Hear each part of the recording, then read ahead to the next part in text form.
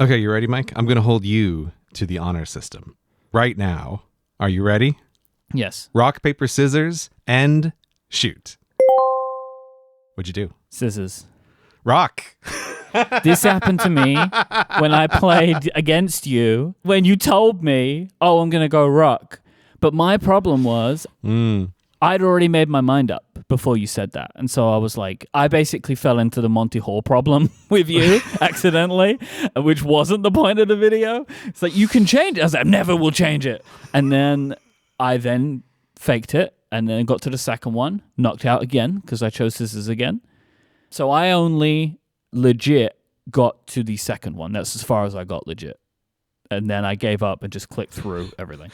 Yeah, I mean, but that's because good old rock. Nothing beats rock, Myke. So we are obviously talking about your rock, paper, scissors video / series of videos. Video, I feel like, does not capture the totality of what has happened in my life over the past several months. Yes. I want to talk through this with you because I'm very interested. And also, Cortexans have been banging down my door wanting to know about the production of this video. So, okay, great. People want to hear about this. So I'm very interested. But I want to start at the start. Because every video that you have starts with a piece of information or an idea, right, that comes from somewhere. And I'm intrigued to where did this video begin? Because there's kind of two parts to it. There is the game, but there's also the odds.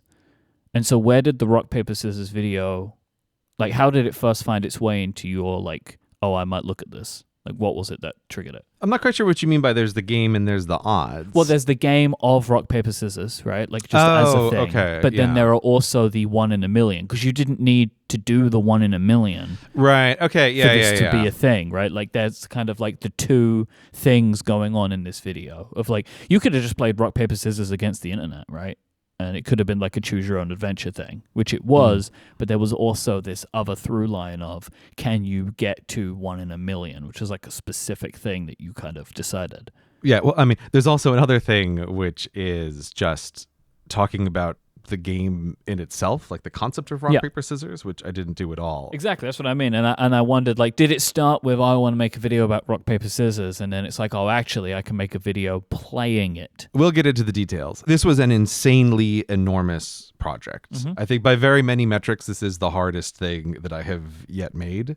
It was a big asteroid that crashed into my life. So there's a lot of post-analysis that I want to do that I just, at time of recording, haven't had a chance to do.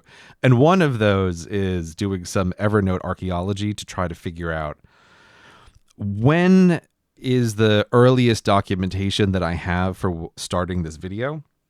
I know that it had to be at least 5 or 6 years ago because I can date in my mind talking to some specific people at YouTube, actually, about doing something like this. Right. It was back in the day for when YouTube was doing like YouTube originals. And so there was a question of like, oh, does this make sense as a YouTube original? And the answer was, no, it doesn't. So. It's like you know, someone was like, you'd heard through the grapevine, oh, so YouTube will pay you. The more episodes you do, the more they'll pay you. And you're like, I have an idea for 1,000 videos. Yeah, so my memory goes back to at least then of like, I remember having a conversation. But even at that point, I know the idea was pretty solid and had been around for a while. So we're talking like, basically for as long as you can remember, the idea was, I want to play the game with people. Like, that was the idea. Playing the game was the original idea. I thought that there was something fun about this notion. And it had been in my mind just because YouTube allowed this, you know, unlike basically all other video platforms, they do allow some amount of interaction. Like, it's not a lot, it's just a little. You can choose between clicking on a couple of things and they'll take you to different videos. Importantly, on all platforms. There's some asterisks to that, but it's basically all platforms. It doesn't work well on TVs, but it's possible. Like, you can still click them, but it's hard. But, like, you know, it works best on computers and phones, which, let's be real, that's where people are watching the videos anyway. So yeah, for sure. Like, on my analytics, I think it's like 60% of views now are on phones. It's over half, but it's a lot. The thing is, even when I hear that, it's like, yeah, that's a high number, but I'm still surprised it's not more. I think the truth is it's not more because the majority of desktop views, I am absolutely certain, certain are coming from people who are supposed to be working on their work computers watching YouTube. That's where the other 40% are. Oh, I mean, I do that, right? Like everybody does that, but it's just still surprising to me. Like, honestly, like I'm surprised that like people aren't at work and they're just looking at their phones. You know, I know people do that too. But anyway,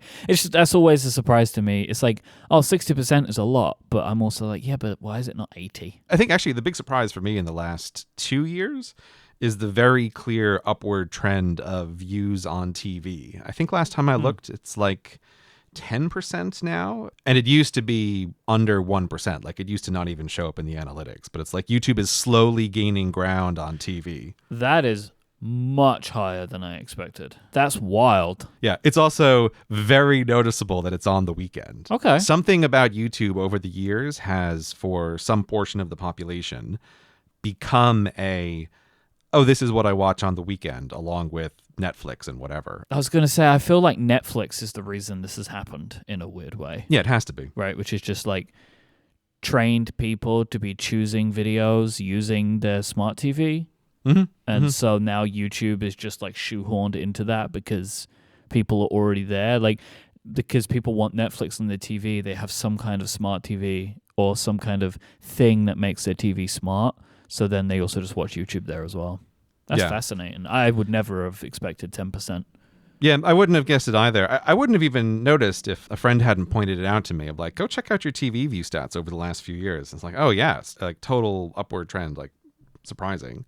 Because it's like, I know I do it, but this just feels like one of those things that I do because I'm a nerd and I have an Apple TV, right? Like, yeah. It doesn't feel like one of these things that I just assume everybody's doing. Yeah, everyone who watches YouTube on their TV probably feels like they're the only person who does it, but actually it's becoming a significant number of people. Anyway, so that stuff had just been on my mind because I was thinking about, I need to make sure where the devices are in order to still do this. And TV was the one I was thinking about of, like, this just basically won't work on a TV for almost anyone. And so, yeah, I just wanted to double check, like, great, phones are still basically everything, phones and computers. I'm good to go on this. But yeah, so it had been on my mind for a long time of like, what can you do with this little bit of interaction that YouTube gives you? And I think some kind of choose your own adventure thing is the obvious thought to have about this. And I mean, this gets into the math of things. There are reasons that video choose your own adventure things just don't work very well. So I sort of ruled out straight away, like, well, you can't do an actual choose your own adventure thing. So then kind of thinking about, okay, maybe it could be a game.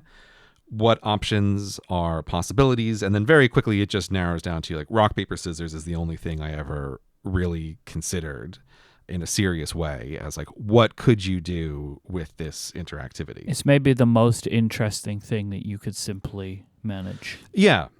Right? Like, that people understand, they get. You don't have to explain the rules, really. Like, it's quite simple, I guess. I did just want to provide a quick piece of follow-up. The Cortex YouTube channel is 10% TV, which is mad. Okay, that's really crazy. Who's doing that, you know? But, like, you do you, I guess. Yeah, we're in your living room right now on the TV. That's amazing. Thanks for watching. Yeah, so you're totally right that if you start thinking through what are the options, I think almost anyone would kind of boil it down to rock, paper, scissors is the only sensible choice to do. You know, like 3 things to choose from is significantly more interesting than 2 without becoming as complicated as 4. You can basically assume that it's got to be like 99% of the English-speaking world must know the rules of rock, paper, scissors. Like, there can't possibly be any other game that you could count on like a random English speaker anywhere in the world knowing. Yeah. So yeah, I was thinking about this for years, but one of the things that held me back on it was that I was originally thinking, oh, this game could be fun, but this isn't the main thing. This would be like an addition to doing a video about the game of rock, paper, scissors. Right. And then like as a little bonus, I can do this game. I mean, I understand for like the way that you make videos, like you can't just be like, here's a thing I did. That's not the kind of creator that you are, right? Like, the videos tell a story. There's something to them. I almost feel like anyone could make the rock, paper, scissors game, but the way that you did it was interesting in the way that you would do it. And I guess that's what you're going to say, like you came to that thought. Yeah, I mean, like, I think longtime viewers of my stuff will know that one of the reasons it's just takes forever for me to make things is I'm not very happy ever doing just the direct description of a thing. Like, I don't like to make a video that's just like, let me tell you about this thing. Yeah. I always feel like there has to be some other element to it that makes it uniquely interesting in some way. Mm-hmm. Like, sometimes it's a critical fact that I'll stumble upon. Like, I've mentioned this before. Like, I'll be reading about a topic and it's like, yeah, no, this could be interesting. And then there's like, you find one piece of information and you go like, this is what I build the whole video around. Like, for me, the iconic example of this is always the tumbleweed video.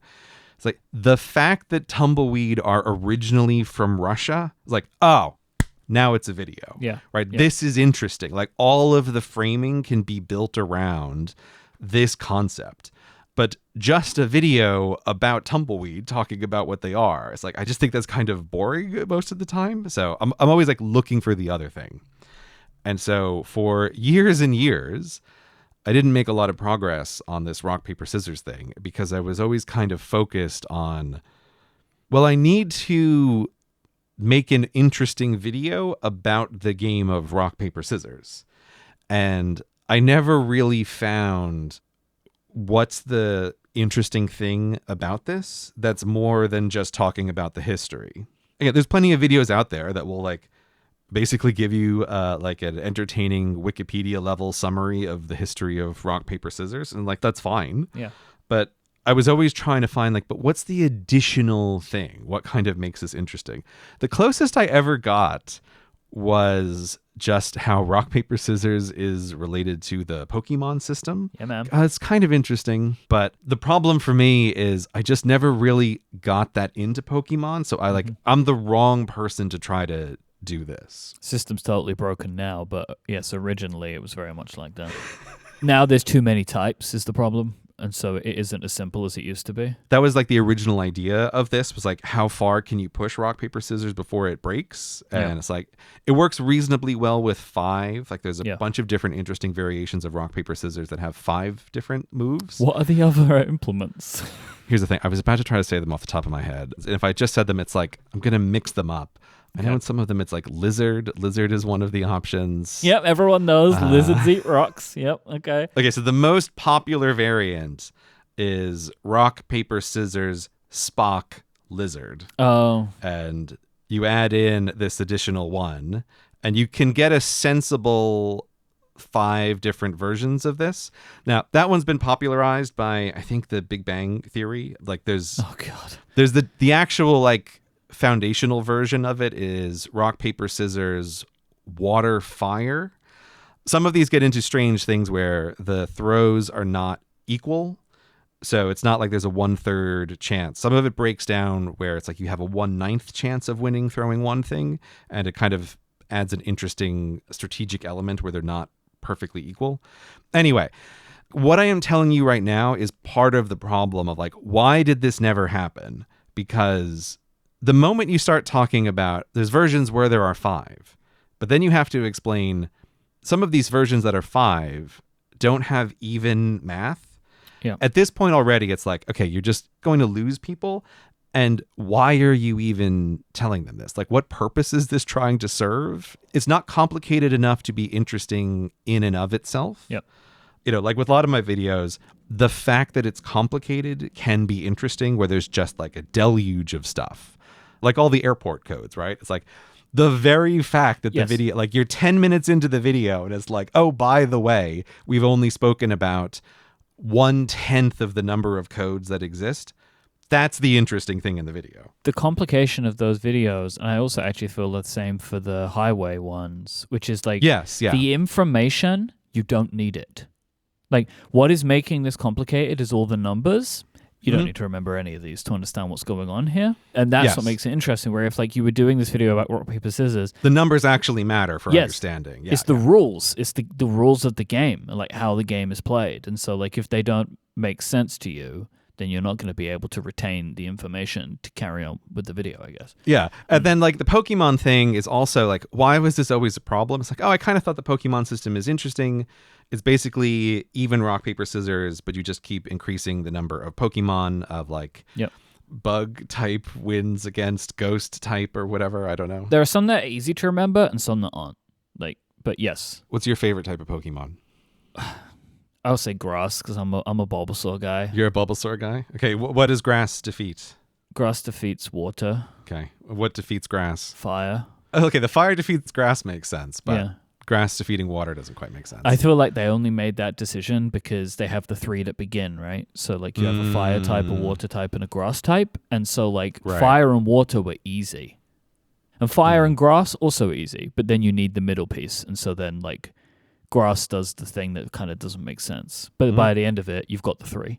Because the game is kind of the way that the game's structured at the beginning. It's important that you have the three that can defeat each other. The rock, paper, scissors of it all, I guess. But what you're talking about here is also like, what is the problem with trying to make an interesting video about rock, paper, scissors? It's like, okay, so say I'm going to skip the whole thing about, oh, there's versions of 5, and I'm just going to talk about Pokemon. It's still the same problem because a huge number of people are just not going to be familiar with Pokemon. And so now you have the problem of you're trying to explain 2 things at once. Well, I will say, just for the record, Pokemon is like the most successful intellectual property of all time. Did you know that? It's not going to defeat the point that you're making. I'm not rock, paper, scissorsing you here, but that's like a funny fact that I think maybe a lot of people don't know about Pokemon, is just like how successful it is. Oh, yeah. But yes, for this video, you would have to explain it. Which now we're doing a video about Pokemon. But see, like, that's exactly it, right? The problem is, it's really about the ratios, right? The number of people who know rock, paper, scissors is functionally the entire human population. Yeah. And the number of people who know Pokemon is a subset of that. You're immediately leaving behind some set of people who know rock, paper, scissors, but who don't know Pokemon. And now you are explaining both things. Yeah. So this is just why it's like, I was toying with this for years and years, and I just like never found what's the thing that for me would make a rock, paper, scissors video interesting to do that doesn't just cause more problems. And you're exactly right. Like you hit on it before. Fundamentally, it's a game, and it means like you're explaining rules of a game. And if you're going to do that, you need to be sure that you're not introducing a new game in your explanation of another game. Like, I think that's just fundamentally a problem. Like, for example, take like the Ken Chess with Hexagons video. The difference there is like that video is immediately sorting for everyone who watches and enjoys this at least knows roughly the rules of chess. And now I'm just telling you a variation on those rules. You have the thing to compare it to. But even in that, like, I'm not sure if people notice, I assume everyone who watches that video knows how to play chess, but I still take the time to just remind people what the standard motion of each of the pieces are, because I think otherwise you lose people. Well, I know how to play chess, but not frequently. So, like, it is helpful to have a refresher in that video of the movements of some of the pieces. Because, like, I have played chess, I know how to play chess, but it's kind of like Monopoly in a way for me, where I just have a quick scan of the rules, just so I remember, like, oh, this piece moves that, oh, I got the two mixed up, you know? Like, so it is helpful to have that. Right, yeah. How do I get out of jail again? I don't remember. Like, I rolled doubles or sevens? Is it craps? I don't know. Yes, exactly. So yeah, this is all like the behind the scenes stuff. Like, what am I thinking about while trying to do stuff? And this is also why at this point now, basically every video I do has been in the background for a really long period of time. And this is one of these things of like, I'm not working on it, but I'm just like trying to find the thing. And you never know when you do. Yep. Now, some projects just, this is the way they die, that you never really find the extra thing. And then you just stop thinking about it, and then you forget that you ever thought about it in the first place, and it's just like off into ghost land it goes, like it never existed. But rock, paper, scissors has stuck with me for years because I was like, there's something here. I just need to figure it out. I can't find what the thing is. And so it was really at the very end of last year, sort of rolling over into the beginning of this year, that I finally found what is the thing. And you never know where this is going to come from. And for me, the answer, it couldn't have been more unexpected. Like, starting in September of last year, I had, for various reasons, a bunch of existential risks just on the back of my mind. Like, I was thinking about them a bunch. And that's where I was like, this is what it is. This is actually what connects to rock, paper, scissors, is the extinction of the human species. It's like you're dealing with this thing of numbers and like then probability, and numbers getting so huge. Like, what does it mean to talk about millions and billions and trillions? If you'll allow me to step in for a moment, because there is an important piece of context that has been missed here. I don't think it has been missed. Will not know what you're talking about unless they've clicked all the way through. Yeah. But I'll get to that, right? Okay, so cool. I just want, because like now we're into existential risk, which is like, for a minute I was like, what? And I was like, oh yeah, the end. Right, yeah. I forgot about the end. Like, I also had a video that was sort of in the works for a long time, which was just about trying to visualize bigger and bigger numbers. That was also kind of suffering from the same problem of like, what's the interesting thing here, rather than just trying to do this. Mm-hmm. Basically, sometime between the end of last year and the beginning of this year, it merged into my brain that these things were all connected. Rock, paper, scissors was connected to this concept of really big numbers, which was also connected to this concept of existential risk, which is the chance of the human species being wiped out forever. Mm-hmm. And this is where I realized, oh, wow, okay. Because of the way statistics works in this really unintuitive way, the odds of winning and the numbers of players you would need to like reach a certain number of wins gets big really fast, like much bigger, much faster than people would guess that it would. And so you can very quickly run into a case of like, how many rounds of rock, paper, scissors would you need to play before no one on Earth could possibly win this game? How many rounds of rock, paper, scissors would you need to play before all of the humans who've ever lived, no one would win that many times in a row? And then just extend it further. Like, how many rounds of rock, paper, scissors would you need to play before no humans who might ever live would win this game? And again, because of the nature of exponential math, it's not like a bazillion rounds. I'm going to say the word manageable in like a huge quotes now. It's a manageable number of rounds. And so this is what I started to work on in the background of other projects at the beginning of the year, was how can I connect these ideas together? Mm-hmm. And that's what Myke is trying to just jump to let viewers know that if you keep playing the game is basically a fake out, right? I'm saying like, we're going to play rock, paper, scissors until you win 1 in a million odds, but that's not really what the video is. If you get to that 1 in a million point, it keeps going. And it says like, we're going to play until 1 in a billion, which could be someone on Earth. And then from 1 in a billion, there's still more videos. And it goes, we can play until 1 in a trillion. But a trillion is such a big number that if you're taking the idea seriously, it calls into question, will someone ever be able to win this? Will someone ever honestly be able to win this many games in a row? And the answer could quite possibly be no. So that's the way all of this came together. And so what I eventually realized was the solution of how do I make my rock, paper, scissors video interesting was, oh, I don't actually need to do that part at all. I can just ditch the whole idea of making a video about the game rock, paper, scissors.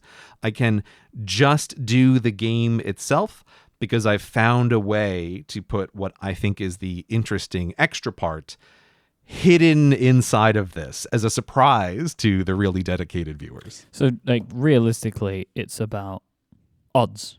And then you tie that into the fact that the world might not ever exist long enough to do the 1 in a trillion, even if people were like actively trying to do it, right? I guess that's how I'd put it. I would like to, especially listeners of this show, sincerely recommend that people click all the way through, because I think it's kind of a travesty in a way that, like, it may be the best writing of yours that I have experienced is the Trillion video.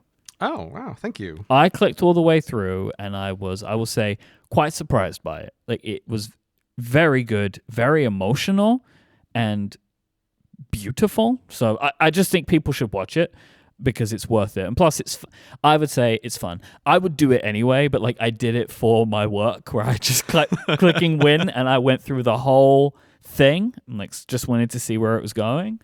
I want to ask how many videos there are in total. Yeah, so if people want to get to that, yeah, Mike's right. You just need to keep clicking win, and I'm trying to remember off the top of my head. I think it's like 20-something clicks to get to the end. Again, it's sort of fewer than you would think because exponential math adds up quickly. To get to a trillion, you don't click it hundreds of times, but it was just what you would think. But it's just because of the way the odds work, right? Like, I actually quite like how when you start getting up to the really high numbers, you start providing context for that too, which I thought was really helpful to help it kind of drive home the idea of just how unlikely it is that somebody could get to this point. Like, you're using like the metaphor of the maze, right? And just like people getting knocked out. And I thought that worked really well. I'm glad you like the ending. Like, this is, I mean, it's a couple episodes ago. This is partly why I was saying, I think a few things will make sense to people now, right? Now that I can talk about like, oh, the rock, paper, scissors thing is the thing that was driving me crazy that I was working on. It's like, oh, all of the things I was talking about, why I had to be locked away in a hotel room and I was trying to keep a big project in my head. This is it, right? This was the thing. It's like, boy, this is not the kind of thing you can work on for like a few hours a day and then go back to your normal life and come back and just be like, oh, let me pick up where I finished. It's like, no. You got to do this all at once or you're just never going to finish it because it's big and complicated. It's also the part where I said I was like a little bit nervous about how this would do because in many ways it's quite earnest. And yeah, like that last video, I never really know how people take things, but I really mean that as a video. So I'm glad that you like it. I kind of know what you mean by, in a sense, it's a shame that a very small number of people will ever see it. But I kind of feel like that's the point. It is a video for the dedicated people to find. The way that it feels is the way that you're writing it purposefully, right? Like, it's written to the trillionth person. And so like it has this kind of feeling of a time capsule. Yeah. And so like that's what I think makes it so effective, is like it is a message to a person who may or may not ever get there. I think, this is the kind of stuff where you're sort of putting an emotional state on the line, which always feels very vulnerable as a creator. Yeah. And I was really conscious of, I wanted to write that part when on that Greycation where I had been just completely isolated from everyone for 2 weeks and was just thinking about this. So like, I was really trying to put myself in some ways in this like mindset of isolation. And like, there's no one that I know who is around and I'm just in this room and trying to like think forward about what this means. And having written that, I had some ideas that like, I was going to revise that a bunch after I was done. But I thought, no. Like, I wrote this in a little moment and I'm not going to revise this after the trip is done. Like the version that I ended up making there is like, I'm just going to stick with that even if it's not perfect. Because I think imperfect things can sometimes capture a mood better than if you do try to make it absolutely perfect. So that certainly explains the way it feels. Because it does feel different. Like, it feels like it's you coming from a different, like, style and point of view. And so, realistically, it's vulnerable. Like, the writing is vulnerable because you were probably in a more vulnerable state at that point. Like, working on what you were working on. And, like, this is one of those things which I feel like hasn't happened in actually quite some time, where I was just, like, very aware of the growing complexity of the project. Like, I feel like this used to be something that you would be dealing with more years ago than recently, where like Yeah. something's coming, it slips, it slips, it slips. And it just kept happening, right? Yeah. And so I am also assuming at that point, you, and I know you are so over it. There's some parts of this which kind of naturally bleed into our like yearly themes discussion. So I want to intentionally hold some things back. But Okay. I will just say here that in many ways, I actually feel like this project was a real kind of, for me, personal crowning work achievement, even though it just absolutely destroyed me because, like you said, I don't think you have had that experience in a while of like the project slipping in the way that this did, which was much more frequent. And I feel like I have gotten so much better at managing complicated projects over the years. And what has just happened is I was able to do something that a past version of me just would never have been able to do. That is a great point.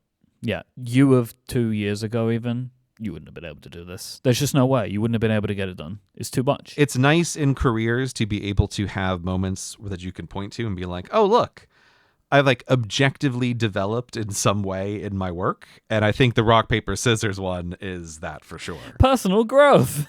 Oh, yeah. People like to feel like there's some kind of motion and momentum, but this is just such a strange project for me because in some ways it just ended up completely destroying all of my plans for the whole year and was ruinous, but was also like, I feel really happy with the way this came out. And I feel like there is no reasonable version that could have gone better than this did. And there is no younger version of me who could have possibly made this. Yeah. So yeah, I'm pretty happy with the way it came out. And I'm pretty happy with kind of like getting into the right state to write that last video. And I don't know, to try to like earnestly express some ideas that have been on my mind for a while in just in a different way or in a different context. And I'm okay with the fact that a small number of people will ever see that, because I think it works that if someone just shows that to you, it's in a very different context than if you click through all of the videos. Yes. I think it's an important part that, and it took a long time to make it work right, that as you keep clicking through, you have this sort of like opposite experience that you as the player keep winning. And so that's great for you. But the longer it goes on, the sadder the character of Gray is. And it's like, it's not really clear, like, why exactly is he sad, or like these references to the future. And then I think like that last one kind of can really hit you at the right moment. And I've gotten a lot of just really great feedback from people on that. And like, it does really seem like it has worked. So yeah, I mean, this is why like I'm telling people to go watch it, but I'm not going to put a link to that video. Right? Yeah, no, don't link it directly. You have to go through. It's important because it won't make sense. Like you have to see the escalation. It's an important part of then being able to contextualize why we're talking about the end of civilization at the end of a rock, paper, scissors sequence. Yeah. This is also why when I came upon this idea, like sometimes you just know something is perfect, because it's also just like, what an opposite ending to the start of a seemingly trivial video. Like there's almost this meta level of it. The video itself comes off as, oh, this clickbaity thing of like, oh, it's rock, paper, scissors. Like, let's internet plays the game. And then at the end, it's like, this is the most serious video I've ever made. Yeah, it's like, step 1, would you like to play a game with me? Step 4, I'm worried about the extinction of the human race. Like, oh, okay, that escalated. Yeah, and again, like the reflection of it, of like, the very fact that you have been experiencing odds and you're experiencing what unlikely odds feel like is the reason I am worried about these unlikely events. Like it just, everything just kind of comes together, and I'm really happy when a project does that. I have some technical questions for you. Project of this complexity, working within a system you do not control, just means there's going to be a lot of weird things that go on. But I would like to know, to start with, how many videos are there and how long is the total runtime? Oh, okay. In the end, the number of finished videos uploaded to YouTube that are connected together is 113 videos. Okay.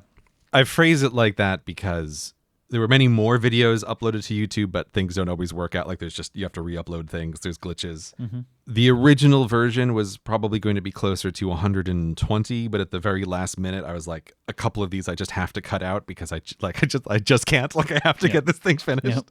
So the final version has 113 videos. Okay. And I am so glad that I did not know this until after it was finished. But the runtime of all of those videos is 1 hour and 33 minutes in total. It's quite a lot. Again, if I had known this at the start, I would never have started. So I'm very glad that I did not. But yeah. Why is that? Like about the runtime? Like it seems like the amount of videos isn't the problem, but it's the length of them. It's more just like I was completely shocked by the runtime is the way that I would put it. Like I always knew the number of videos. The number of videos was the thing that I was thinking about. Yeah. That runtime is a bit of an overestimate, right? Like probably the real speaking runtime is something closer to an hour because by the nature of it, like every one of these videos has 10 seconds where nothing happens. My favorite part is one of the videos where you're like, we just have to sit and wait, which is really good. It's just like, this one's meant to happen quickly, but like, we just need to wait a minute. Yeah. And now we can finish. I just like that. That was me expressing my frustration with the YouTube system of like, YouTube, please. Why do you have these arbitrary restrictions about how short the video can be before end cards are? Why do you only let me put them in the last 20 seconds? Yeah. My whole life would be so much easier if you would just let me put them in a video of any length at any time, but no. So yeah, that was me being like a little passive aggressive towards YouTube.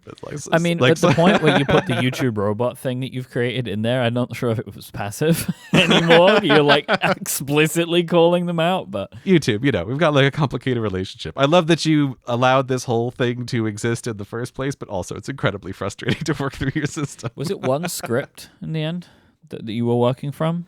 No. So that's why it's like I had no idea how long the actual runtime would be. So the way like on my back end, it's it's basically 113 individual scripts. Okay. Like I always see what the word count is of whatever I'm working on. And so I know roughly like, oh yeah, like 2,000 words is going to be this long.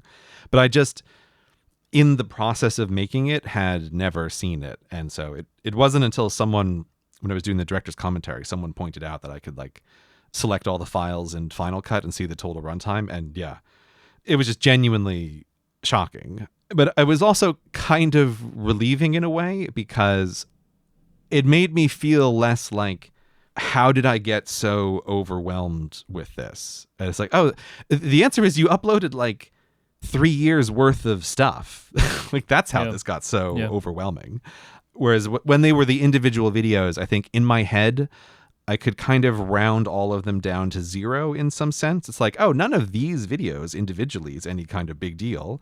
So if I round them all down to 0 and then sum it up, it's like, it's not a lot of work. It's only when you see it all together at once that it was really shocking. Of like, oh, I actually did end up writing a ton for this. And this also explains why the audio took weeks to do to get all of the different parts of it right. I think much to the chagrin of my animator, I refused to like copy paste the things where I'm saying like rock, paper, scissors or paper beats rock. It's like, no, I want all of these to be unique. I don't want any of these to be repeated.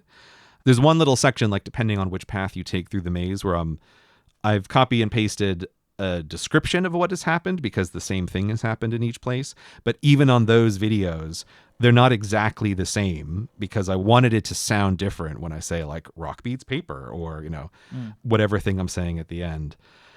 These are little details like I don't know if listeners really pick up on that, but to me it was important that it didn't feel to the person like, oh, I just copy pasted the same audio 300 times. It's like, no, I want to actually say these different. There are some videos, I'm assuming, that are written in such a way that someone will and could see them multiple times, right, through one playthrough? No, there's no video that someone should see multiple times through a playthrough. There's no repeated videos? If you are doing an honest playthrough once, there are no repeated videos. Even on the, like, going backwards part? Yeah, even on the going backwards part. Wow. Commitment to the craft, man. Jeez, you did not need to do that, but I appreciate that you did. People tried to talk me out of this, but I felt like this was important to do.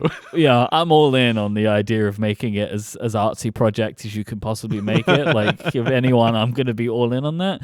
The reason I thought is just because some of them have no context in them and they're fast. Mm-hmm. So I just assumed that they were made so you could see them more than once and wouldn't remember that. So hats off to you. I can send you the map of the whole thing. Well, I was going to ask, how were they linked? Like, how did you work that out, the linkage? What were you using to... So that's half of it. Oh, my word. Let me squeeze something together so I can try to get like one shot for the show notes. Are you effectively using an Obsidian canvas here? Yes, I am quite effectively using an Obsidian canvas. And I'm assuming that these are all going to Obsidian notes then, right? Yeah, so each one of these is an Obsidian note. What a great use of that feature. Look, I'm just going to say it.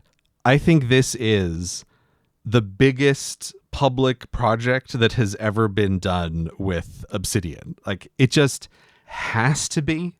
What other thing made on the internet has been seen by as many people that required as complicated an Obsidian setup as this? Yeah. I think I'm at the peak. I think there is no one on Earth who has done something that hits both of those at the same level of like maximum viewership and also maximum complicatedness for an Obsidian project.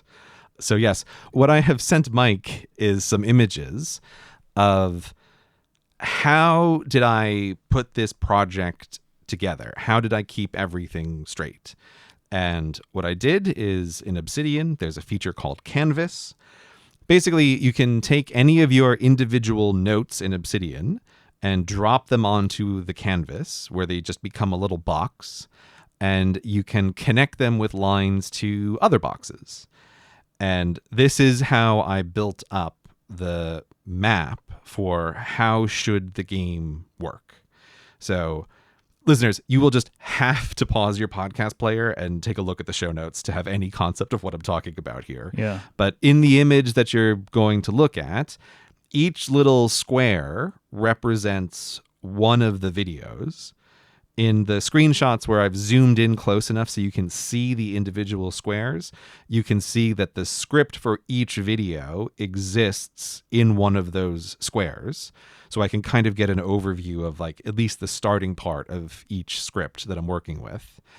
And then I connected each square representing a script, representing a video, with red, green, or white lines, sort of depending on what's happening, for what other videos should this video connect to via the end cards. So that is what Myke is looking at right now, is a big complicated mess of squares broken up into a bunch of different sections, connected with lines, and the red and green lines represent the win or fail state and where the viewer should go. This is incredible. I kind of can't believe that it does work. It seems so complicated.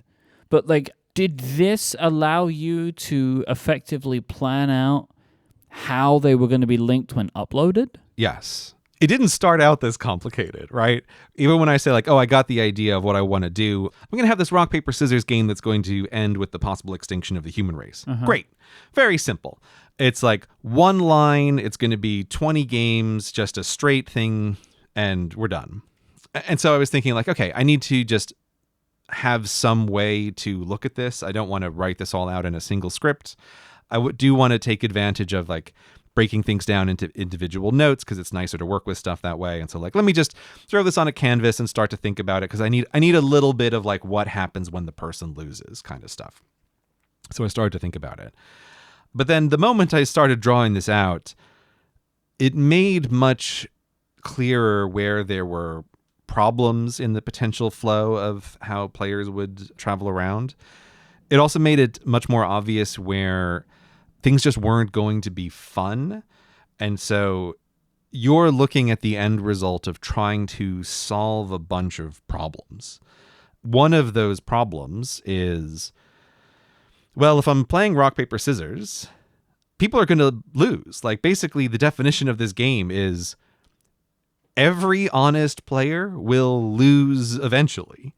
Some people might make it to 1 in a million, but we can easily round that off to 0% of the viewers will win. Yeah. Well, that's kind of a bummer, isn't it? Like, that's no fun. Let's play a game. All of you are going to lose. Oh, right? I don't like that at all. So what I tried to do was slowly increase the number of ways that someone could have more chances. So this is where, depending on how people went through the maze, it's a bit like, if you fail, I repeatedly try to give you multiple chances to get on a winning streak. And so on the map that you're looking at, there's 3 vertical lines in the center. Those are 3 main paths that can be winning streaks for a player. They're like these columns? Yes, those columns. So the leftmost column at the top, that is the one video that is public, the one that has a yellow line that's connected to it. Mm-hmm. That's the start. And if you just keep winning, you're going down that vertical column. That is like you're winning the first game. It's the golden path. Yeah, the yellow line is just there for me to mark off that the final ending video, where I have like a general message to everyone who has played, that also connects back to the very first video. So that's why that, like, there's that one color that's different. I'm just talking about, there's a bunch of boxes that are in a blue rectangle. That is, if you keep winning every time, you're continuing down this first path for a 1 in a million victory. But you can be knocked off that path, but then I will, if you win after you get knocked off, direct you to the start of a second chance to try to win a 1 in a million. I see. And then if you get knocked off that second chance, I will try again to redirect you to a third chance to win 1 in a million before you are actually knocked off. So the player doesn't know this at the start, but they really have 3 chances to try to win 1 in a million. And that will only become clear to them when they lose the first round. Yep. Does that make sense? It makes sense. And so those 3 chances to win 1 in a million, those all then direct you to the 1 in a billion and 1 in a trillion run. Yeah. So if you get to the end of any of those 3, you'll get directed onto there. And then across the top is something else that I added halfway through, which like doubled the complexity of what I was doing when I realized, like, wait a minute. If someone keeps losing, like if they lose every time, that actually also starts becoming very unlikely. And so I realized, I can do what I called an anti-luck run, where instead of winning to 1 in a million odds, you can not win until 1 in a million odds. So you draw or lose every single time. And I often decide, like, I'm doing a project, I found the thing, this is interesting, and then it is a professional delight when I find, like, there's something else that's even more interesting in here that I just didn't even conceive of when I started the project. Mm-hmm. And this concept of, like, someone is anti-lucky and they never win, but they never win so many times it's 1 in a million, I was like, this is delightful. Now, of course, fast forward to where this was an absolute complete nightmare to make and the worst part of the project because it's just too many videos. And I was like cursing the fact that I had ever thought of this concept of anti-luck. But yeah, so that's what the top of this is trying to show, is all of those videos where you lose or fail every single time and you get through the entire game without ever winning and end up as a 1 in a million anti-lucky winner. How did you ensure the linking in the YouTube system? Like, this map is great, but like, this is not how YouTube looks. Like, how did you correctly assign the linkages to make sure that it was done correctly? Yeah, so this was a severely not fun part of the project. After everything's recorded, after all of the videos are made, after everything is exported and we've gone through the different versions, it all needed to get uploaded to YouTube, and there's no way around it. This was just pure misery. This was an absolutely miserable time in my life, putting all of these videos up. So the thing that I worked out to answer your basic question is that I developed a code to name all of the videos uniquely with a little bit of information that tells me where in this map does this exist.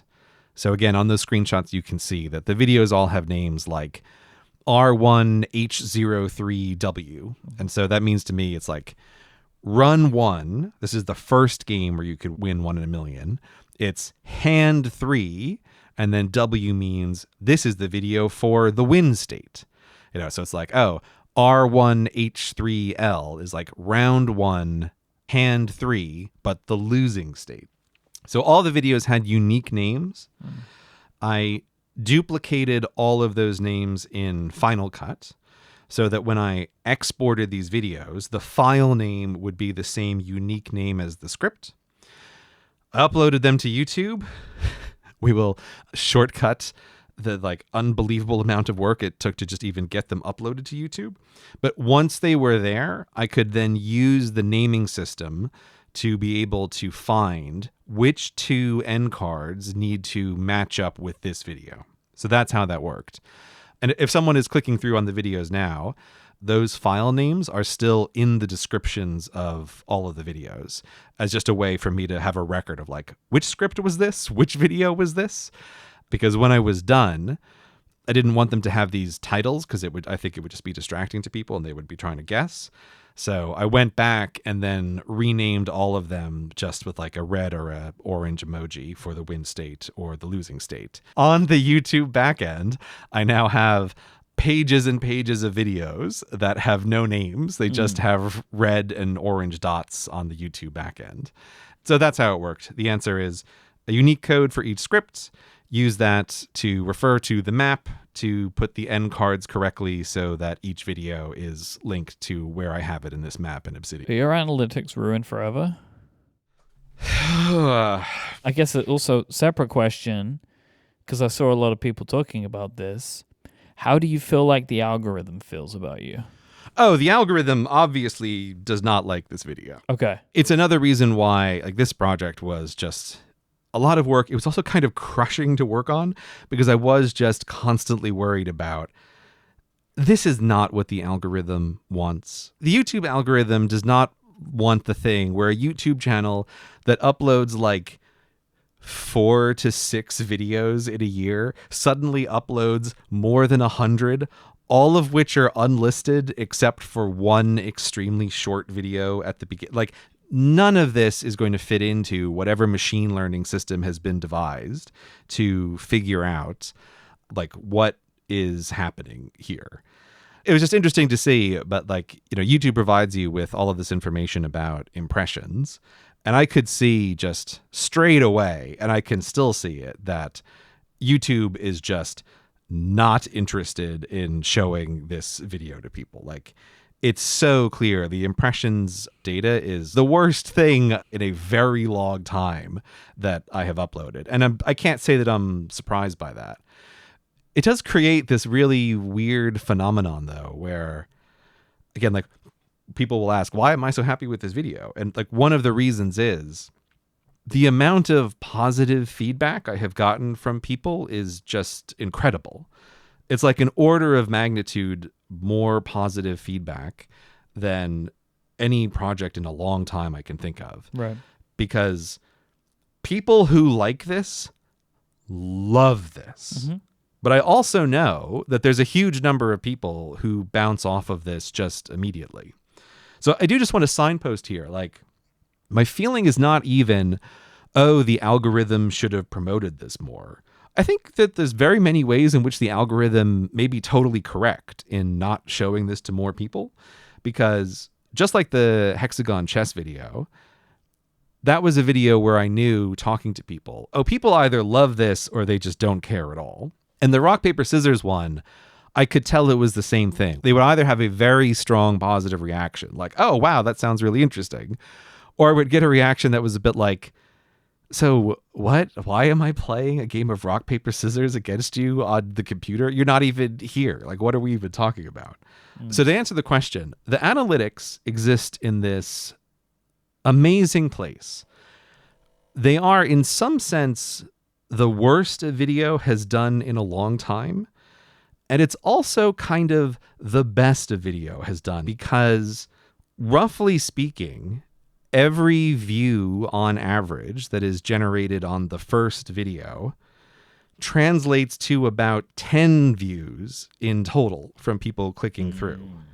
So as of right now, this is a 14, 15 million view video project. Right. So there's the video is one thing, but the project. Yeah. So like, I was going to ask you, do you think this video was a success? But I guess the question is, was this project a success? And those are maybe two different things with wildly different outcomes. That's the exact way to talk about this. In some sense, I could like totally make the argument of like, oh, that rock, paper, scissors video, total failure, like just very bad, not being recommended by the algorithm. It's gaining no new audience. It's also why like the number of comments I've gotten from people who are like, I never even got recommended this by YouTube. Also like order of magnitude more of those comments than I normally get from people. It's like, I'm not surprised. So I could easily make the argument of like, that rock, paper, scissors video, what a disappointment. But at the same time, this may be the most viewed thing in aggregate that I ever make. Like, if that 10-to-1 ratio holds, and if the first video crosses more than 3 million views eventually, it will be the most viewed thing I've ever made. It'll be the most, like, in total popular thing on the channel. Now, like, does it entirely make sense to think about it that way? I can easily argue like, no, that's sort of a dumb way to think about it. But that sound is exactly right. I view this project as a huge success for these two things. What I was hoping would happen is happening. That 10 number is really just an average, right? What's actually happening is probably more than half of viewers are clicking once or nonce. And then a smaller percentage of viewers are having a freaking blast, like exploring the maze behind the scenes. Yeah. And like, that was the thing. I'm like, I'm just really hoping, like, are there enough people who just really enjoy going through something like this? And it's like, I know I would enjoy going through something like this, so I hope other people are. Yeah. And that has totally happened. So again, I'm sort of going to talk about this in themes, but like, this has been by far one of the weirdest years of my life. It's got to be the weirdest project I will ever do. Like, I can't conceive that if I work on YouTube for another 10 years that I will ever do anything as weird as this again, because it's just such an insane outlier. It's kind of hard to know exactly how to think about this, but I can definitely tell you, like, my YouTube backend is not easy to work with anymore, at the very least. Like, I'm really used to being able to like scroll down that one page and see videos from the past several years. And now it's like, oh, no. Dude, before you did this, you had like 200 videos in total ever uploaded to the channel, and you increased that by 113 in the space of 2 weeks. So it's like, no, this is brutal. You're saying about this being like maybe the weirdest thing. Like, I always say this to you, but this is one of those times where people in my life, like kind of like our mutual friends, are like, what is he doing? Like when people see it, it's like, wait, what? And I'm like, yeah, man. it is what it is. He's done it. He's gone and done it. You're saying about the recommendation. When you told me about this video, I was so excited about it, right? And I was convinced it was going to be a success because it's weird and people will like it. And I thought that it would get some element of word of mouth, like that it felt like a perfect word of mouth video. And like, I saw it, like in a bunch of blogs that I follow were posting about it, and on like various social channels and stuff, and like in the Relay FM members Discord, everyone was having a great time when the video came out, right? Like, it had that kind of feeling to it. Oh, great. But the thing that I was worried about for you, the fracturing of the social media landscape that exists today, felt like it did the video a disservice. Like, if this video came out in 2021 or something, and like all of the potential audience is still using Twitter the way that they were, I think that this video would have maybe had a, not massively, but a different trajectory. Yeah, I mean, maybe. I'm not sure about the impact of this yet. I don't think really any creator is. Like, now that the social followings have kind of fractured a little bit and conversations aren't like in one place as they were. Like, I just wonder if it may have gone a little bit differently if there was more of a focal point around where people were spending their time online. I'll just say for now, I have some thoughts around that I kind of want to save for the theme episodes. Okay. But yeah, like there is something to that. Okay. Ultimately, there's no way we can know this, but it's just a gut feeling that I have, right? And this is something that I think at some point, I mean, if we don't end up talking about it in themes, I don't know what's coming up, that I would maybe want to touch on at some point of like how social media for a content creator now is so different, just like structurally. I'll say this as a preview. I think you are right, but I disagree with you on the reason. We'll leave that for next time. Yes, next time, which is themes, but we're doing yearly themes next, in case people are wondering. We moved episodes around this year. I was seeing some people like, oh, State of the Apps, that means themes is next. And I'm like, no, it doesn't. No, thanks to our content calendar, we have actually planned ahead to not have two absolutely back-breaking episodes right next to each other.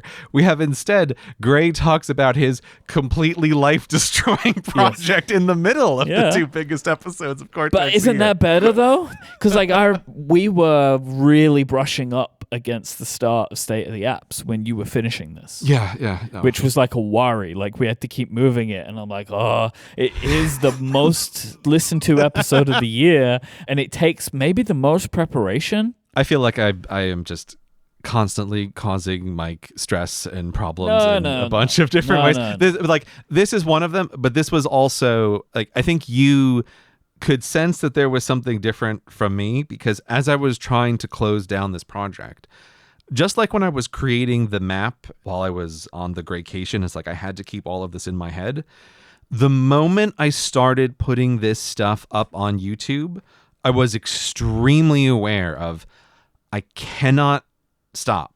I have to, now that I have begun, roll through and do just this all at once, because the moment I take a break from it and try to come back, it's like I will have dropped these 100 plates that I'm trying to carry from one place to another. Mm-hmm. So this is why I was like, we do need to move things back, and this is not an option, because if I take a break from this, I will have to start over from the beginning. And yeah, it was that was part of what made it really brutal. There was one thing, I don't remember what it was, but it was either I needed something from you. I don't remember. I think it might have been the edit, something to do with the edit. I don't remember. Mm-hmm. But I remember feeling frustrated that like we weren't moving it forward.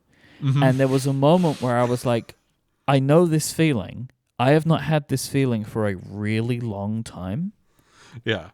And then I was like, it kind of like clicked for me of like, this one's different. And like, I knew the project. I didn't understand the scale of the project, right? Like, I feel like, honestly, until I saw that map, you know, like you kind of need to see that to understand how big it was. But yeah, like, you are not constantly causing me problems. You used to constantly cause me problems, but you don't anymore. Oh, good. I'm glad to hear I've improved. But like this one, it just had a different feeling in its scope and size. Yeah. What you said there is also why, like, I'm very happy for you to put this like behind the scenes stuff in the show notes, because I think even the people who have clicked around, it's difficult to understand the scope of the project until you see a map of it.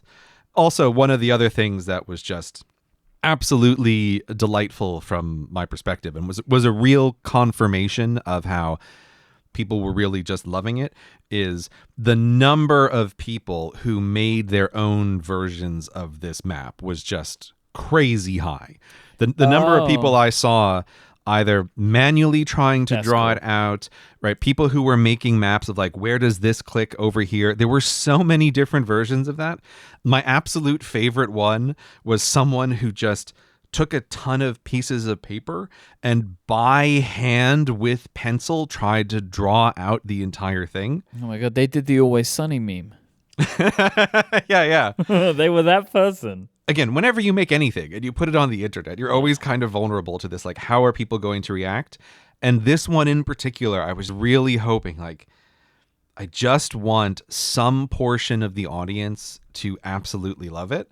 And that was the confirmation for me of seeing, like, people are spending hours and hours building a custom website to try to list out, like, what are all of the videos, and you can click on any of them to see the different things. So, like, drawing by hand and rearranging on paper, where do all of these videos connect to each other?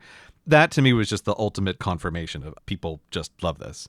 Some of those people will know I was removing some of those from the subreddit, but just on the very first few days, because it's like, I don't want spoilers. Yes. And this was basically like the ultimate spoiler. So those are getting approved now. But anyone who made one of those things, like, I did take them off the first few days.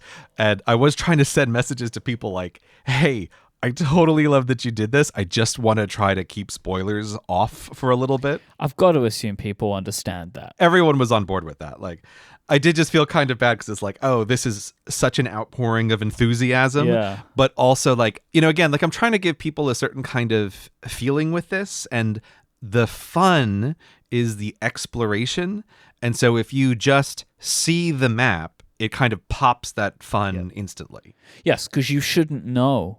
You shouldn't know how big it is. Yeah, that's the whole thing. You shouldn't know that there's a whole second run. Like, you shouldn't know these things. Oh, which, by the way, I guess spoiler alert if you haven't done it. But, like, I feel like if you're this far into the episode, you've at least paused the podcast and gone and watched the video, right? Like, I'm just going to have to naturally make that assumption about the listener. I mean, you know, look, we always find the outliers, but I feel like surely almost everyone who's listening to this podcast has played the game. Well, I mean, even if they hadn't, at least 20 minutes into this episode, they're like, you know what, I should probably go and watch this video so I know what they're talking about. I now look forward to the comments of the people who said they didn't do that. But tip of the hat to those people, because I do this, right? Like, I will listen to a podcast about a movie that I've never seen.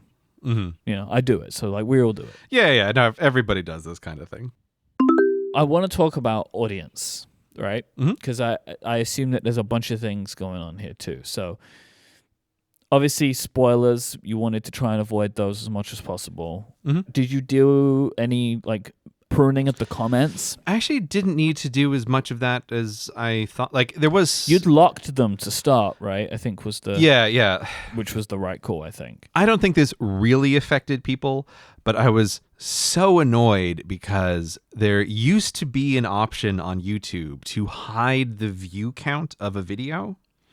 And I wanted to have all of the secret videos have no view count because I thought that is a different kind of experience for the viewer to not know how many other people have seen this thing.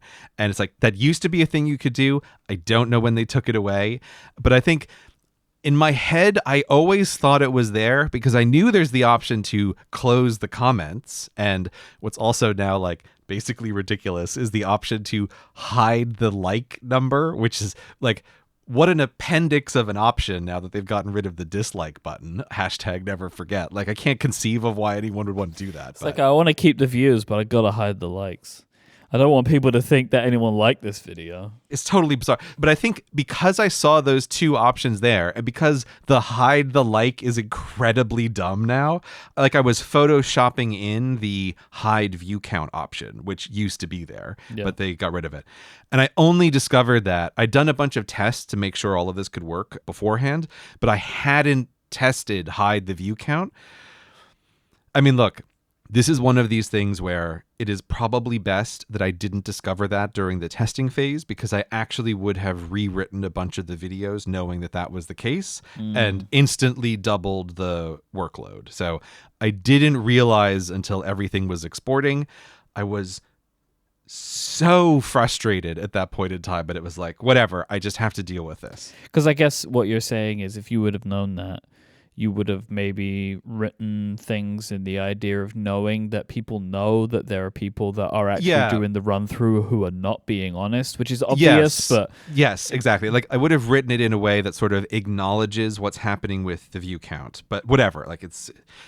I'm not going to rework 113 videos because of that. So it's like, again, I'm kind of glad I didn't discover earlier in the process. But yeah, so one of the other things I was really worried about is spoilers. So that's why like the comments are just hidden on a ton of these videos, because logistically it's just impossible to try to keep track and make sure no one is spoiling what the correct answer is at each step.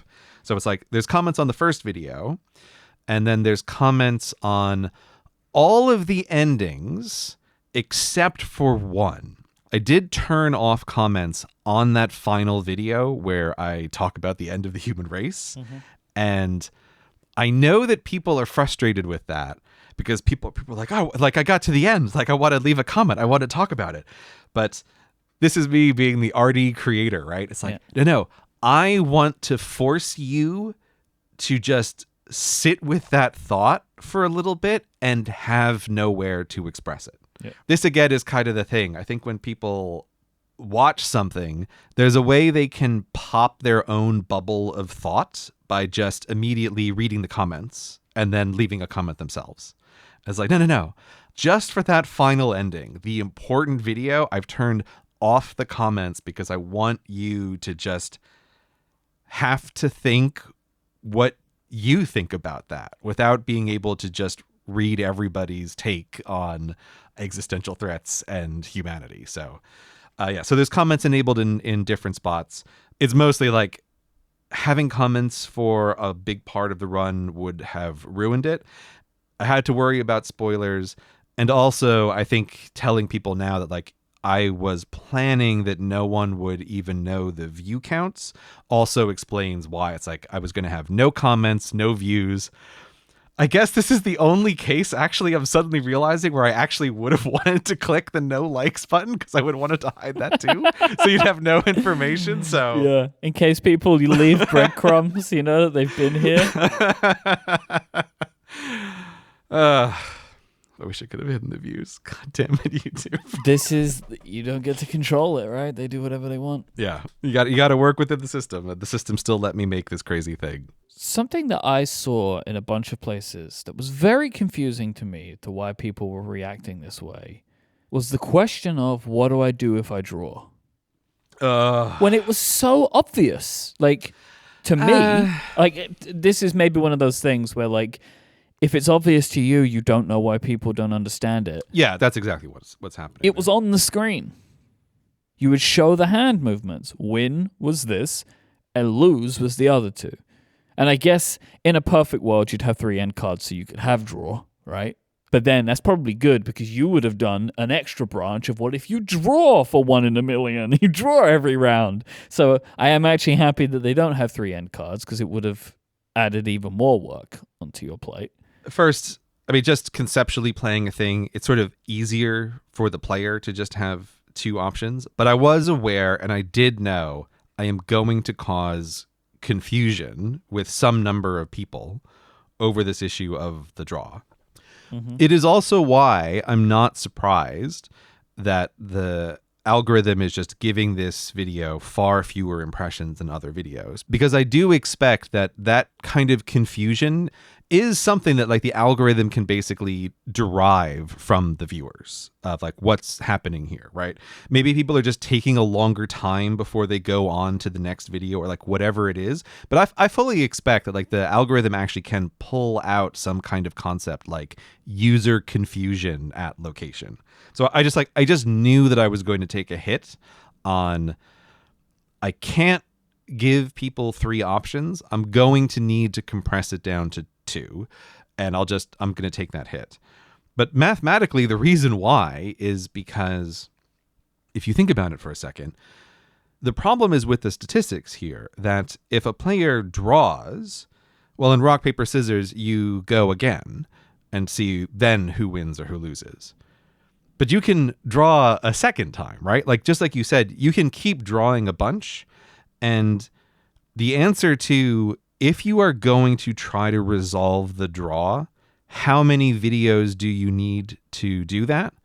The answer is literally an infinite number of videos. It is not possible to guarantee you can resolve a draw in a finite number of steps.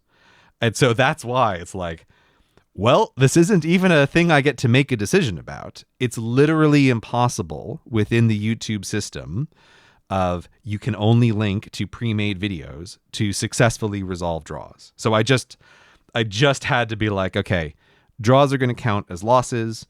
And I did that because it just makes the game shorter than if you count draws as wins. But in my first version, I actually was writing it as draws or wins, but I realized it made the project significantly larger and it was just too big. So I changed it so that draws are losses. Like, what it felt like to me was, and hey, look, if you're one of these people, I'm sorry if I'm putting you in a bucket.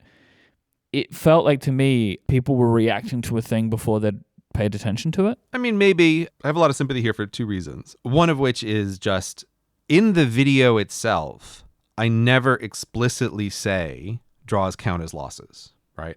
What I actually did is, this is one of these things that just happens when you're writing a script, right? There are some points in the script where you spend a lot of time trying to select exact phrasing. Yeah. But those places are not at all obvious to the viewer. There's no reason that they should be. Yeah, that's a good point. So my language around the concept of fail is extremely careful because I'm trying to be inclusive of loss and draw are both failures to win. So I spent a lot of time on that, but the viewer doesn't know that, right? That's a line that just goes by real fast. So I never explicitly say draws are fails. That's partly my fault. Like, I had longer versions where I was explaining stuff more, and I basically made the decision of like, this is too boring. I really wanted to get that first video under 3 minutes. In an ideal world, I would have gotten it under 2, but that was just compressing it too much. So draws count as fail is part of the thing. So right there, since I have not verbally said it, I immediately give a huge pass to a large number of people for being confused at the end. And then secondly, it is a very hard-earned lesson from being a teacher that no matter how clear you think instructions are, they could always be clearer. And I don't think I did an amazingly clear job of explaining the concept that draws are failures in the end. Okay. I will take back my criticism of people. Like, it was clear to me, but it is fair to say, like, it's not necessarily something is clear to everyone. Yeah, but here's the thing, like, I also feel like, no, but it is very clear, right? The thing to me that is funny, that you could miss something, and then you go to like a social media, like you go to Reddit or something to say like, what do I do? It's like, you've spent so much energy to go and do the other thing. Like, it's, the answer is there, but hey, you know, I can't understand everyone. That was kind of sad, but also expected. And again, that's also why I was like, ooh, there's a bunch of things that are just working against this video, and that is one of them. But Myke, let me tell you what is my real heartbreaker about this video, right? Just that, like, I go, I never would have expected it. I could not have predicted it in a million years, but it just kills me. What ended up being the most work and the hardest part of this video is what I mentioned before, doing this anti-lucky streak. What happens if you keep failing? And there were some points where I was seriously considering cutting that whole part, but I thought, no. Like, this is interesting. You got to do it, man. Like, sometimes stuff is just hard and you need to push through. And I'm really pleased with the way it came out. And it makes me want to cry how many people had the experience of they lost and they just stopped. They didn't click the lose button. Yes. And I was like, right? Because it's like, guys, no. You don't understand. I've given you so many chances, right? Like, there's a whole world to be explored here. You just have to click the button. But people were like, I never would think to do that. like, I got comments where people were like, I lost, so it was just over. It's like, no, click the lose button. Like, dude, I'm here for you, right? I've made so many interesting things for you. We have a whole maze to explore, but you don't know if you just haven't clicked the, like, what happened button. So keep in mind, rock, paper, scissors. There's 3 things that can happen.